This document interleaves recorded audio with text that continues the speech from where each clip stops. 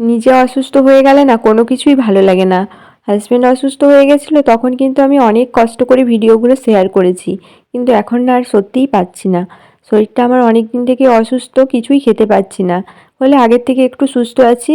Doctor দেখানো আছে আজও, যাবো একটু পরে। সন্ধে সন্ধে হয়ে এসছে, সকালবেলা হাজব্যান্ড জামাগুলো ধুয়ে দিয়ে গেছিলো, ওগুলো আমি ভাঁজ করলাম।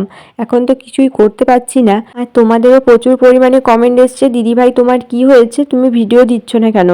অনেকে আবার লিখেছো তোমার ভিডিও না দেখলে ভালো লাগে না।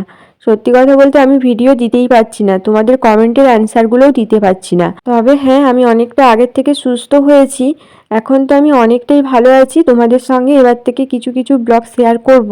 আজও ডাক্তার দেখানো ছিল তাই এসছিলাম, বাড়িতে এসে খাওয়ার কিছু ছিল না, তাই হাজব্যান্ড ওর জন্য বিরিয়ানি নিয়ে এসেছিলো আর আমি জল দিয়ে মুড়ি খেলাম। আর কয়েকদিন ধরে তো ওই আমাকে রান্না করে খাওয়াচ্ছে। তবে হ্যাঁ, সুস্থ হলে অবশ্যই রান্নার ভিডিও নিয়ে আসছি।